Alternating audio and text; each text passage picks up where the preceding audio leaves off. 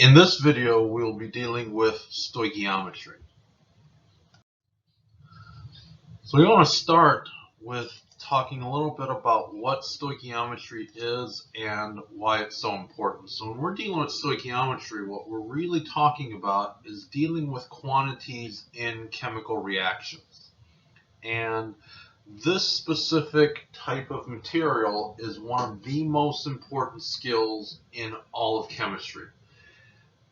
This is material that can't be avoided. It pops up so often, not just now, but in future content, that it just never goes away.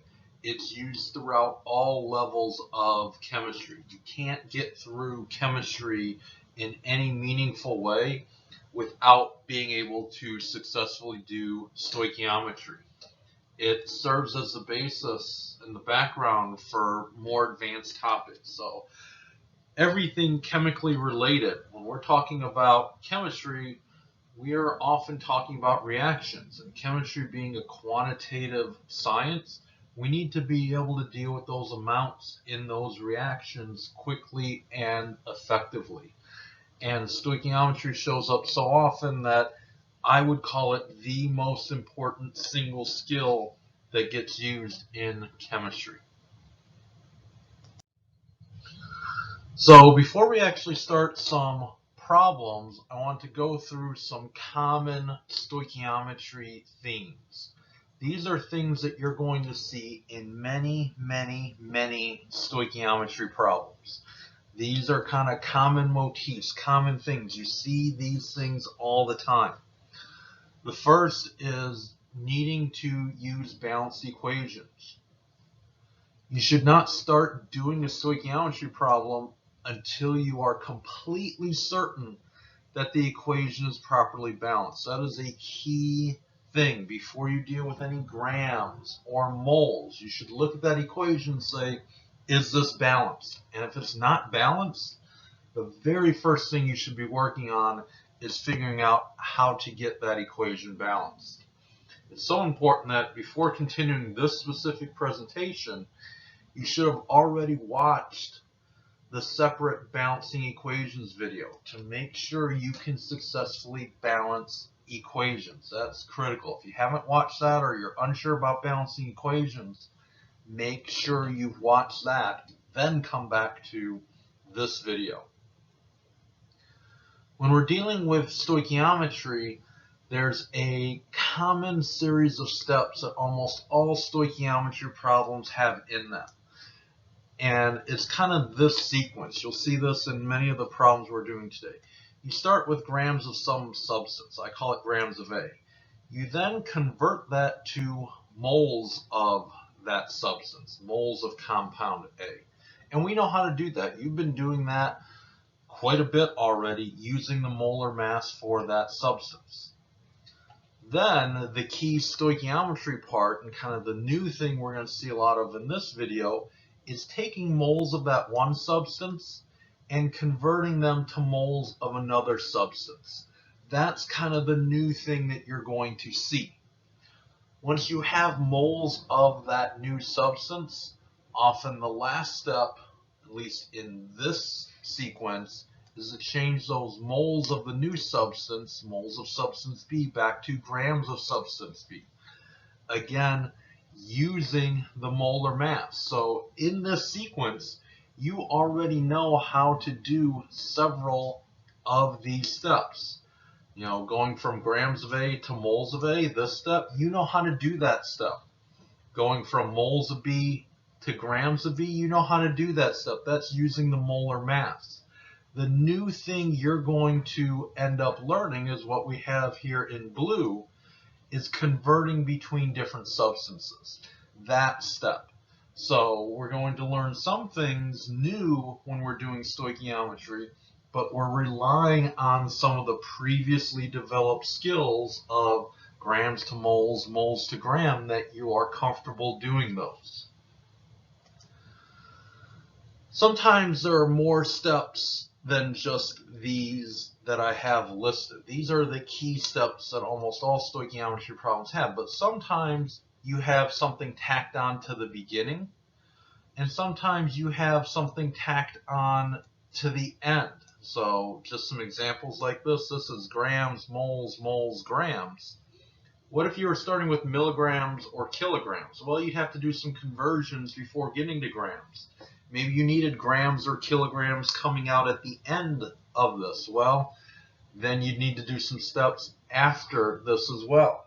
Or maybe you were starting in English units for some reason. You might have to do some English to metric conversions at the beginning or the end.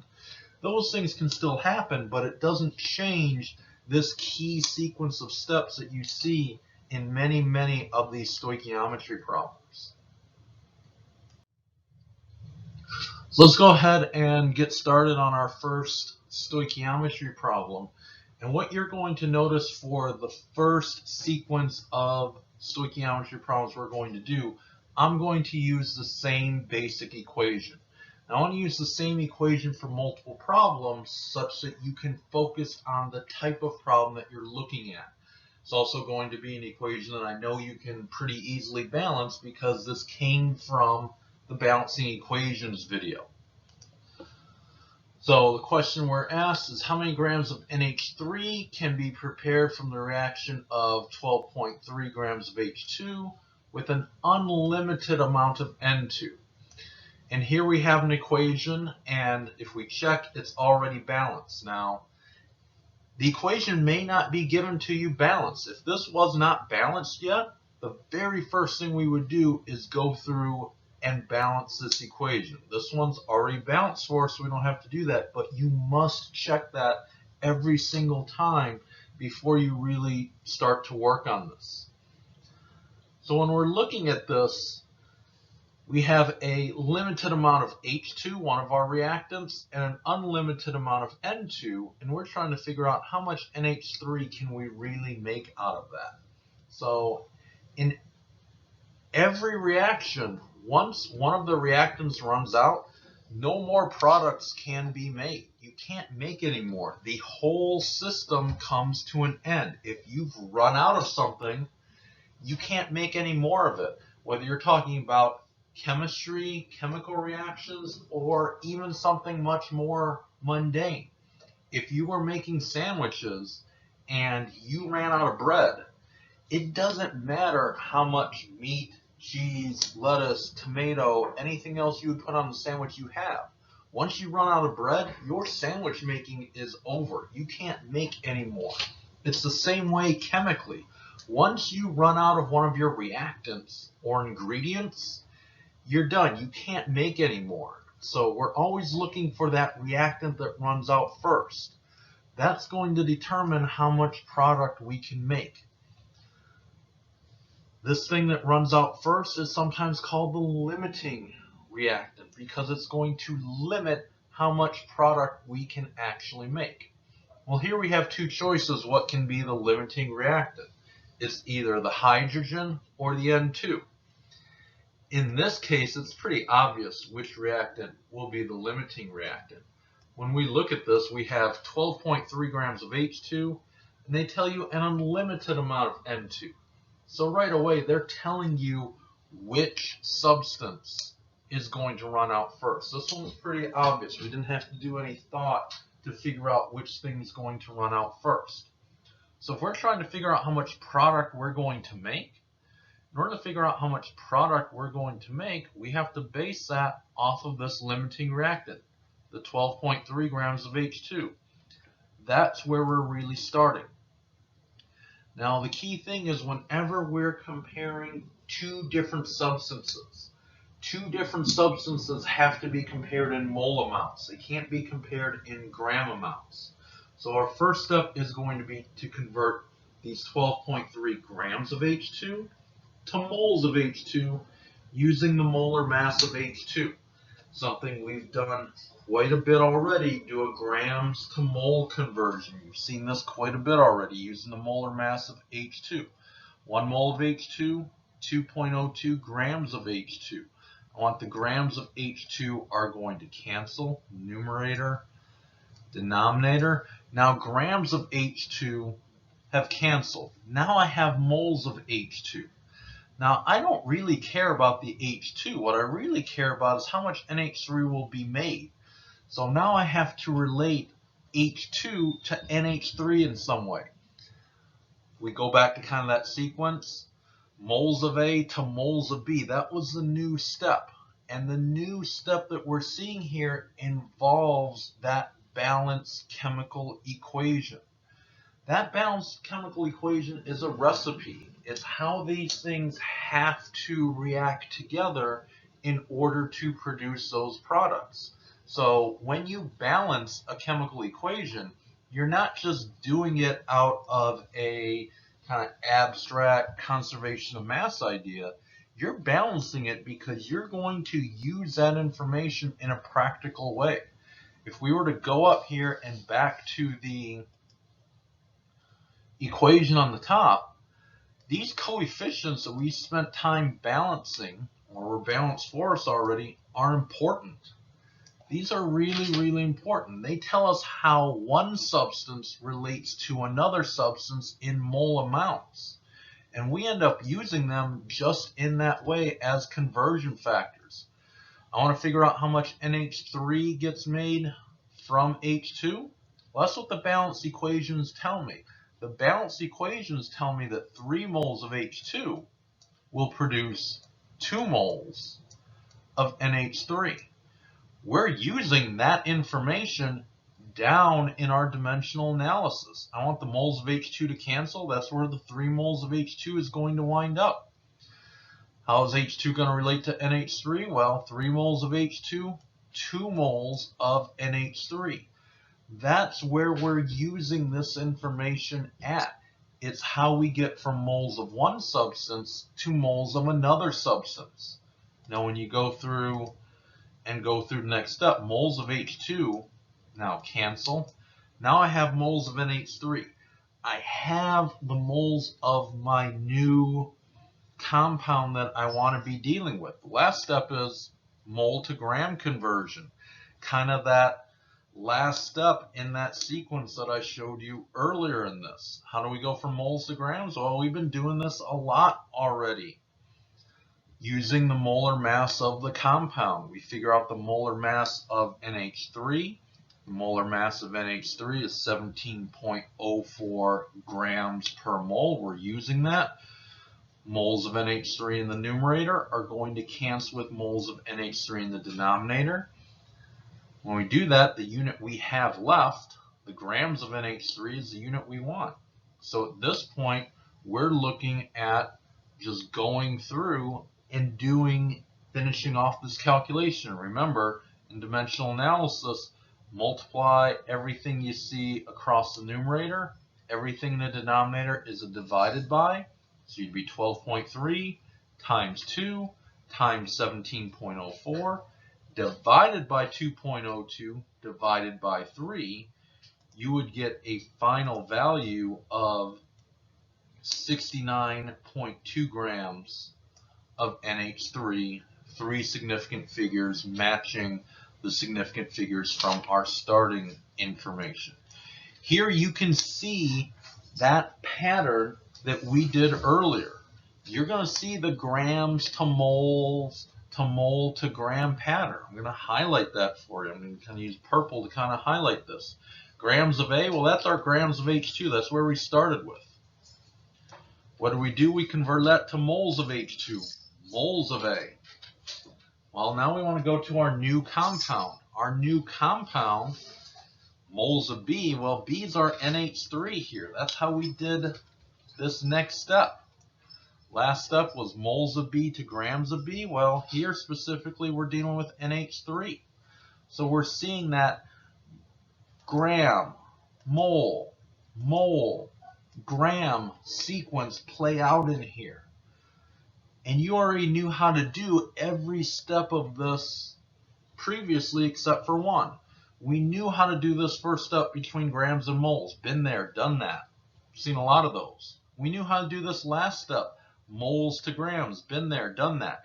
The new step was really using the balanced coefficients in order to relate one substance to another substance that bridged the gap between the two different compounds, how we got from H2 to NH3. Let's look at another example. And again, I'm going to keep the same equation. That way we can really see the differences in the different types of problems. This one works a little bit differently. It's a different type of problem. This problem asks how many grams of N2 and H2 are needed to make 96.3 grams of NH3. It's a different type of problem, same reaction, N2, H2, NH3 balance equation, because sometimes there's a goal of how much product you want or need to make, and what you're really looking for is how much of each of your reactants do you really need to use in order to achieve that. Well, different type of problem, you're still going to see the same pattern, the same motif. There's actually two different problems in this. It's on the top, how many grams of N2 and how many grams of H2. That's really two separate problems for this. We're going to start with what we already know, 96.9 grams of NH3, and we're going to follow that same gram to mole to mole to gram pattern in order to answer this. First, we're going to look at how many grams of N2 we're actually going to make in this. So in order to do that, we first have to go to moles. Well, how do we go to moles? We have to use the molar mass, just like we've been doing a lot of. Grams of NH3 in the numerator, grams of NH3 in the denominator, cancel. Using that molar mass of NH3, grams of NH3 cancel. Now I have moles of NH3. If I want to get to N2, so I have to have a way of relating moles of N2 with moles of NH3. And how am I getting that? I'm getting that from the balance coefficients. My balance coefficients, if we look back at the top, I look at the balance coefficients between N2 and NH3, and I see that 1 mole of N2, remember there's an understood 1 there, we don't usually write the 1, will make 2 moles of NH3. I'm just going to use that as a conversion factor. You can see that information already in here. Moles of NH3 in the denominator, so they will cancel out. Moles of NH3 cancel. Now I have moles of N2. Last step, moles to grams. How do we go from moles to grams? Well, that's that same molar mass conversion that you've been doing a lot of. Use the molar mass. 1 mole of N2. What's the molar mass of 1 mole of N2? 28.02 grams. I want the moles of N2 to cancel. So the unit I'm left with is going to be grams of N2. Well, that's the unit I want. I wanted to answer the question, how many grams of N2 will it take? Well, in order to actually just go through the calculation, remember you're multiplying across the top, dividing across the bottom. So 96.9 times 28.02, then divided by 17.04, and divided by the 2 is going to give you your final end product of 79.67 grams of N2. We probably should have actually changed that to 79.7 grams of N2 to match the 3 significant figures that we had in our starting information. Now, if we do the same thing for figuring out what's happening with the H2, we're still going to start with the only information we could really start with, 96.9 grams of NH3. First up, grams to mole, just like it was in the part above. We know how to go grams to moles, use the molar mass of that substance. Grams of NH3 are going to cancel with grams of NH3. What will we be left with? Moles of NH3. Next, we're asking how will moles of NH3 relate to moles of H2? Where are we getting that from? That's where your balance coefficients are coming into play. They're not just used as coefficients, those are mole relationships that you can use in these stoichiometry problems. Our balance coefficients tell us that 3 moles of H2 will produce 3 moles of H2 are needed for every 2 moles of NH3. So we have that in there. Moles of NH3 cancel. Now I have moles of H2. Last up is a mole to gram conversion, again using that molar mass. Molar mass of H2 is 2.02 grams per mole. I want the moles of H2 to cancel. Numerator, denominator will cancel. The unit I'm left with, grams of H2, is the unit that I want. So I'll get my 17.23 grams of H2. Again, these should actually be in 3 significant figures, so that should be rounded to 17.2 grams. But here you see the same pattern that we saw before. If I kind of plot that out, if you're just looking across the top line, grams of A, moles of A, moles of B, grams of B. Across the bottom, doing this one, we start with grams of one substance, moles of that substance, moles of the new substance, grams of that new substance. You're seeing that motif play out again. You're seeing that same gram, mole, gram relationship happen yet again for this problem.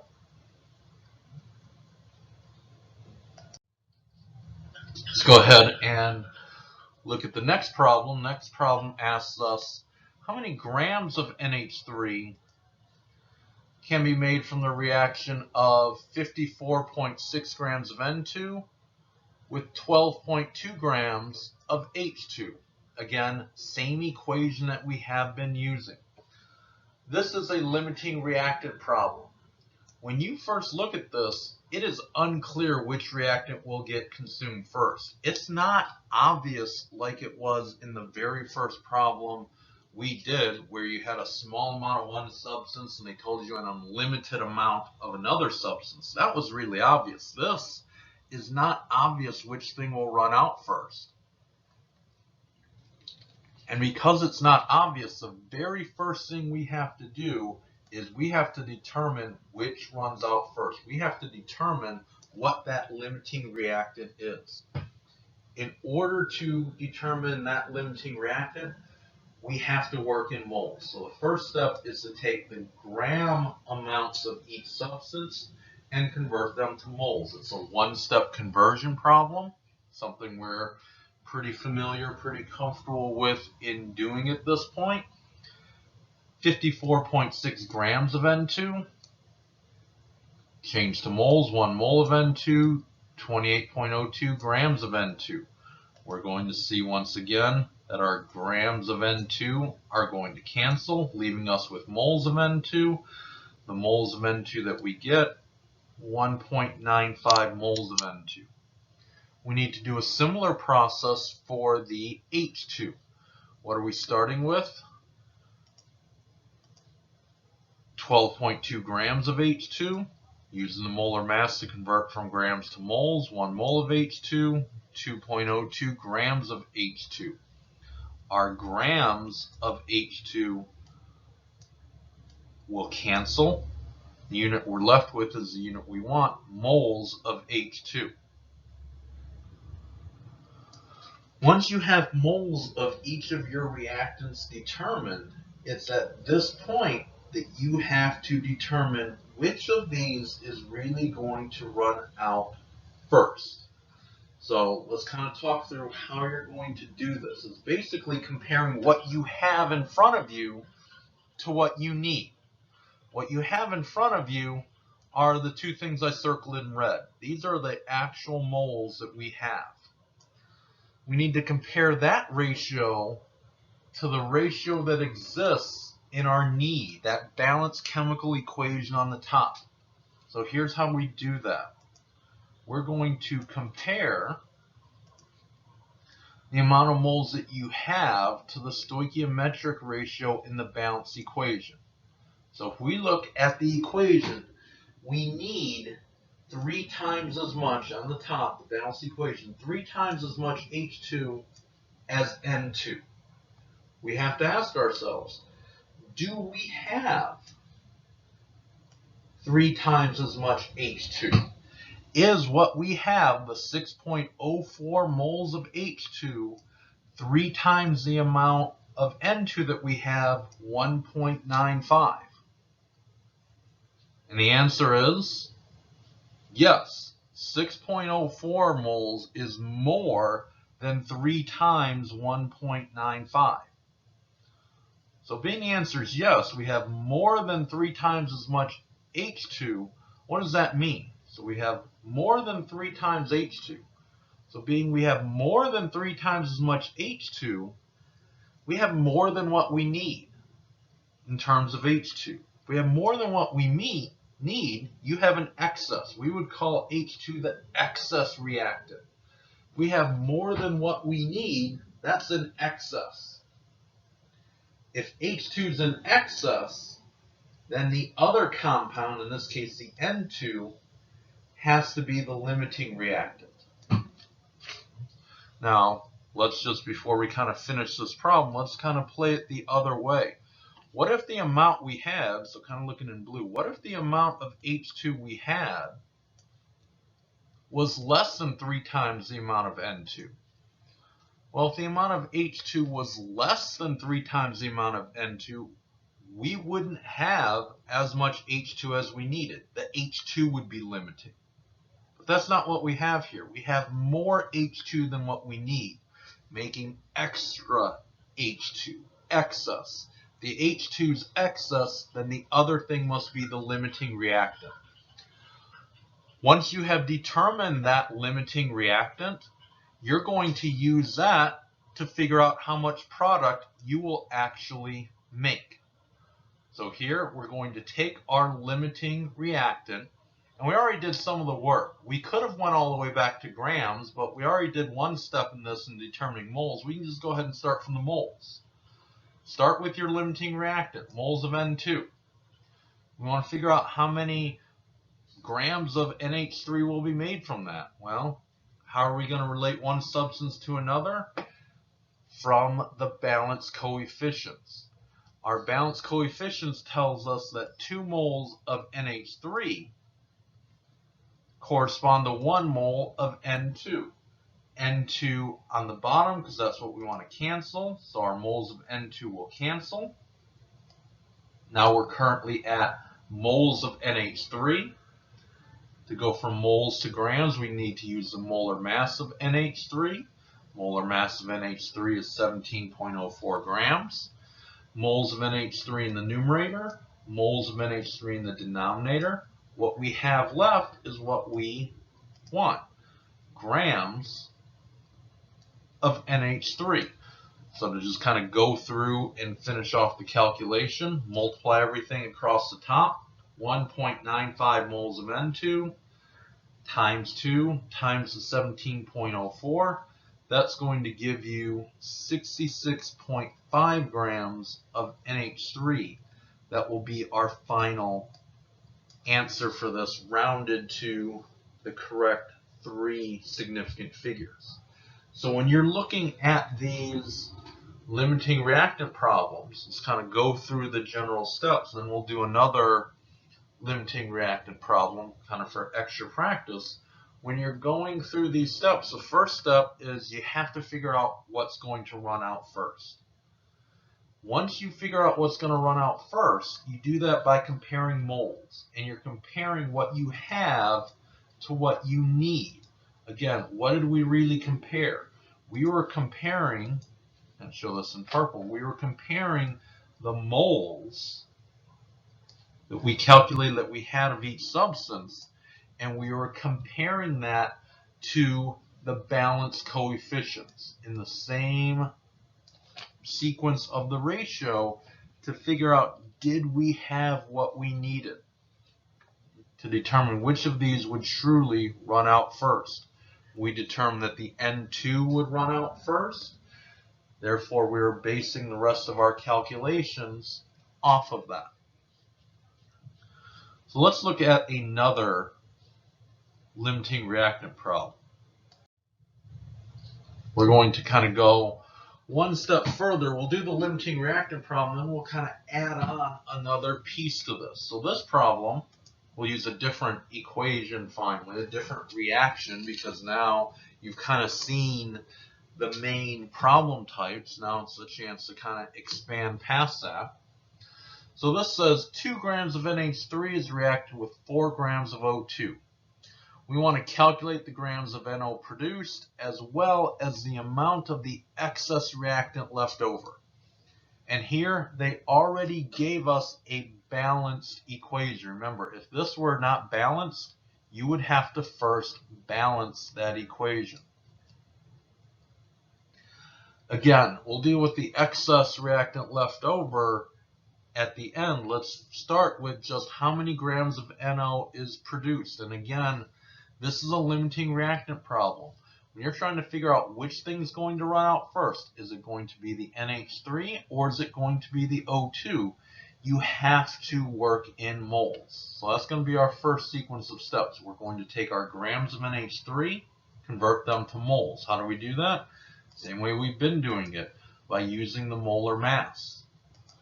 One-step conversion, grams of NH3 in the numerator, grams of NH3 in the denominator. What we're left with, moles of NH3, we'll have 0.117 moles of NH3. Similar process for the O2. 4 grams of O2, we want to convert that to moles of O2.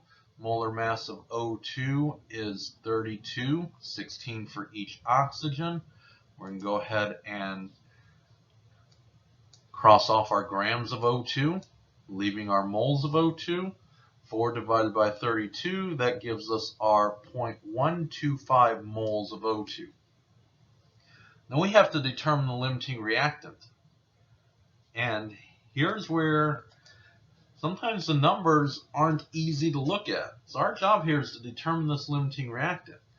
It's not inherently obvious just from looking at these numbers.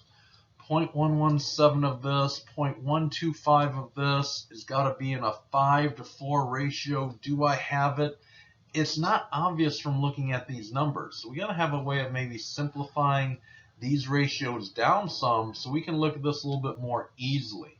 And you know, when you're dealing with 5-to-4, 17-to-3, when you have some bigger coefficients or things that aren't out of 1, you may need to kind of re-look at things in order to really get a grasp of what the real relationship is. So I did in the next line is I took our equation and I just rewrote it in a way that's a little bit easier to think about the key things involved. The relationship between the NH3 and the O2.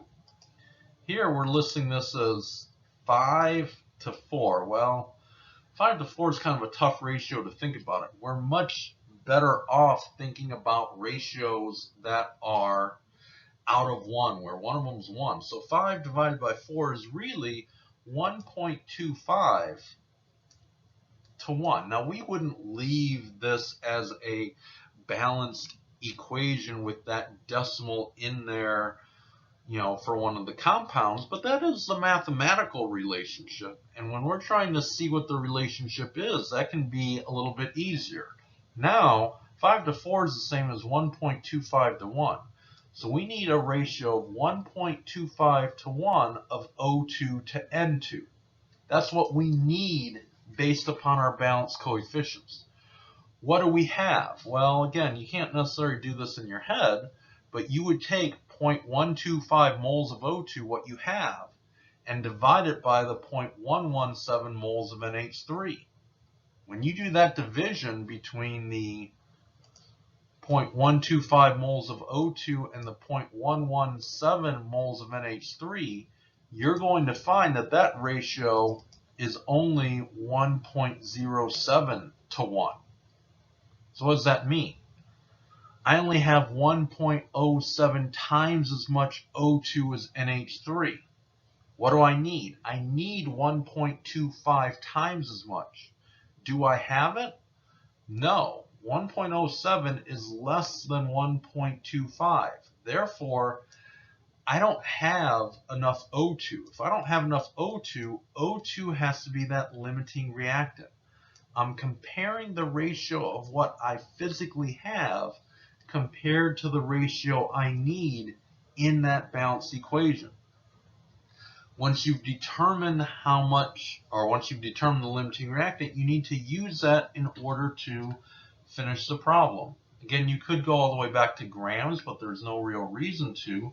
You've done one of the steps already, you might as well make use of that. We can start with the moles of O2, our limiting reactant. We want to figure out how many, that's our limiting reactant. That's what's going to run out first. That's what will determine how much NO we will actually make. Well, the relationship between O2 and NO is going to be based upon the balance coefficients. Our balance coefficients tell us that 5 moles of O2 relate to 4 moles of NO. I want the O2 in the denominator so things cancel. Moles of O2 in the numerator, moles of O2 in the denominator. Now I have moles of NO. I can convert that to grams of NO just using the molar mass of NO. So moles of NO in the numerator will cancel with moles of NO in the denominator. What I'll be left with is the 30.01 grams of NO. Now I'm ready to actually do the calculation. Everything in the numerator is a multiplication. 0.125 times 4 times 30.01 divided by 5. When you do that, you should get the 3.00 grams of NO rounded to those 3 significant figures. So again, sometimes the numbers won't come out as clean. The numbers were a little bit easier to see in the first limiting reactant example. Here, because the coefficient numbers were a little bit bigger and not quite as clean, it was a little bit tougher to determine that limiting reactant. But that's okay. That's what you have calculators for, to deal with the tough numbers. The key thing is that you understand the process of picking out what the limiting reactant was. And for this, if I kind of highlight things in blue, remember what I had to do. My ratio of O2 to NH3, was 1.25 to 1. I then compared the actual ratio. So I took 0.125, divided it by 0.117. And what I only got 1.07, which was less than what I needed. Therefore, that made O2 that limiting reactant. Now we still have a second part to this problem that we haven't even touched yet. It also asks a secondary question. How much of the excess reactant was left over? So now we want to start looking at that part of this. We'll go on to the slide for that. So next slide, we're talking all about leftovers. And the first thing we want to think about for leftovers is all leftovers work the same. It doesn't matter if we're talking about food leftovers or chemical leftovers.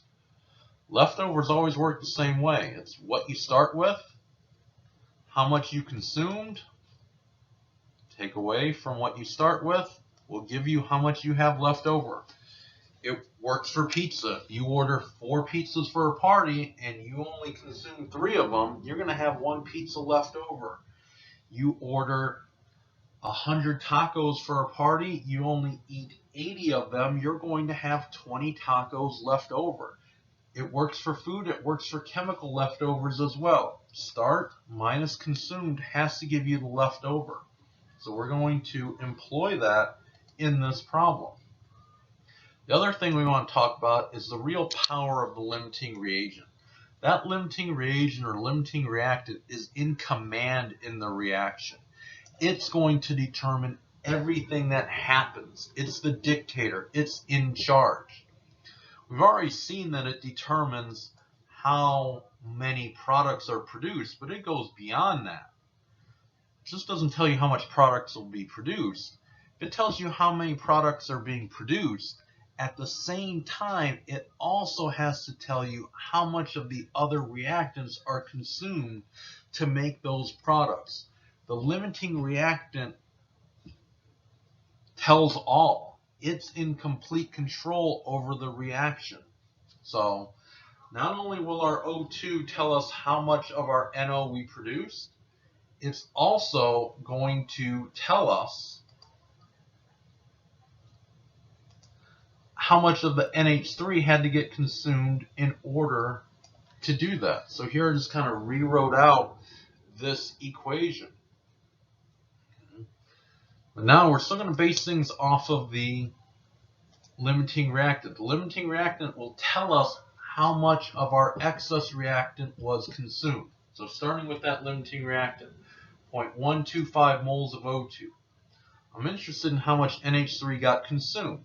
So how will O2 and NH3 be related to each other? Well, my balance coefficients tell us that. For every 4 moles of NH3, I need 5 moles of O2. I want the O2 numerator and denominator to cancel. Now I have moles of NH3. Mole to gram conversion next, using the molar mass of NH3. 1 mole of NH3, 17.04 grams of NH3. Moles of NH3 will cancel. Unit I'm left with is the unit I want to be left with, grams of NH3. So you go through and do that calculation. 0.125 times 4 times 17.04 divided by the 5. What you'll get is 1.7 grams of NH3. And here it's at this point that sometimes a mistake gets made. Sometimes at this point a mistake gets made in that you get so excited that you did the calculation, you're like, that's how much NH3 is left over.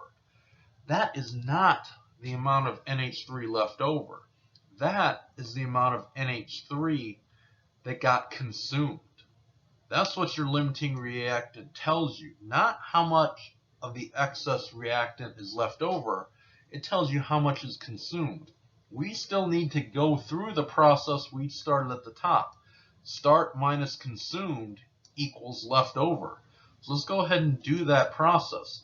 We started with 2 grams of NH3. How much did we consume? Well, that's what the stoichiometry kind of showed us. We consumed 1.70 grams of it. 1.70 subtracted from 2 gives us the actual leftover amount of 0.30 grams of NH3 left over. That's the true leftover amount. So for leftovers, don't treat your chemical leftovers any differently than you would your food leftovers. Food leftovers are still calculated. How much food did you start with? Subtract off how much was consumed. The difference is what's left over. Works the same way for these stoichiometry problems as well. Kind of the last thing we want to talk about in terms of stoichiometry is the idea of percent yield. So percent yield, what percent yield really is an actual, sometimes called an experimental yield, divided by a theoretical yield, and then to change that decimal to a fraction, times 100%. Now let's talk a little bit about the difference between actual and theoretical. The actual, or the experimental yield, is this the amount of product that was actually produced when the reaction was physically performed. When you were physically in the lab, you got out that amount, that many grams of product. The theoretical yield, on the bottom, this is the amount of product that could theoretically be produced in a perfect world. This isn't experimental. This didn't come from any physically actually doing the experiment. This is calculated. This comes from the stoichiometry calculations. All the calculations we did in this presentation, where it said, how many grams of product could be produced, those were all theoretical yield calculations. We didn't actually run any actual experiments in this. So when you're calculating it with stoichiometry, that's the theoretical yield. You're comparing that to the actual or the experimental yield to see how close did you experimentally get to what was theoretically possible. The calculations here are not really involved. In fact, I'm not even going to show a calculation here because it works just like any other percent. There's three parts. There's the numerator, denominator, and then the percent. If you have two of the three, you can calculate that third one out relatively easily. So instead of kind of doing calculations that you're already more than comfortable doing, I want to talk a little bit about why very few reactions actually give you a 100% yield. You very rarely see this. So we're going to talk about why very few reactions give that 100% yield. And people use this all the time for trying to explain why this happens, but it has nothing to do with human error, calculation error, experimental error, or physical error. Those are all lame reasons that don't get at any of the actual reasons. Those are all, well, I must have calculated wrong. Oh, the experiment didn't work. Well, those things may all be true, but there's actual real physical reasons, specific physical and chemical reasons, and we want to talk about those. First, let's talk about the chemical reasons why you very rarely get a 100% yield. The first one has to do with side reactions. So a lot of times in a reaction, we're trying to combine A and B, and we're trying to make product C out of that. And that may happen most of the time, but there may be another way that A and B can combine. Maybe A and B can combine in another way to produce different products, D and E. Well, any of the A and B that gets consumed to produce D and E can't be going towards making C. You're not going to be able to get 100% yield from that. Now, might there be ways to reduce the amount of D and E that gets produced and favor C more? Yes. You may be able to favor something, but you may not be able to eliminate the unwanted side reaction. The other thing is chemical equilibrium, and you'll spend an entire chapter on this in second semester general chemistry, but I'm just going to introduce it here. Chemical equilibrium basically says many reactions are reversible. So far you've only been seeing reaction arrows going in one direction, from reactants to products. But here, you see arrows going in both reactions. That's saying there's a chemical equilibrium that C can then decompose to reform A and B.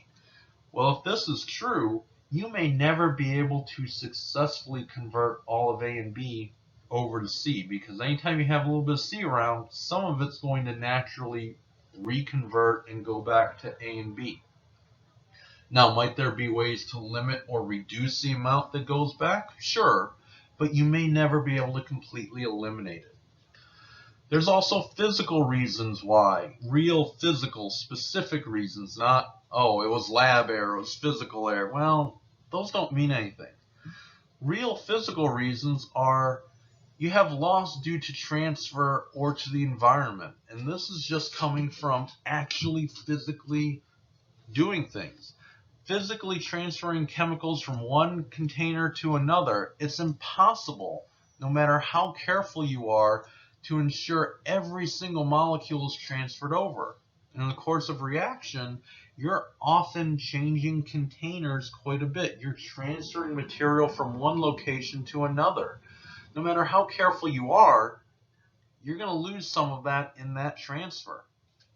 Other things to think about, liquids may evaporate a little bit, so you may lose a little bit there as well. Another kind of loss to the environment that maybe you can reduce the amount of that loss, but probably never completely eliminate that. Also, sometimes, part of the way through a reaction, you may take some of the material, you may sacrifice it to monitor or check that the reaction is doing what you want it to do. So that's a real loss of material, but it went to a good cause. But because of that, you're never going to get that 100% yield. You can also have loss due to purification. I list it as a physical reason, but it's technically both a physical and a chemical reason. You may get a really good yield of a product. Maybe you get 99.9% yield of a product. You think, boy, that's great. But there's a little bit of something else there. And that impurity makes the entire thing unusable. You might have to remove an impurity. Anytime you remove an impurity, the chemical and physical processes needed to do that are going to require more physical transfers, maybe another chemical reaction in order to remove that impurity. So you're again sacrificing some of that material. So those are the actual real reasons why very few reactions give you that 100% yield.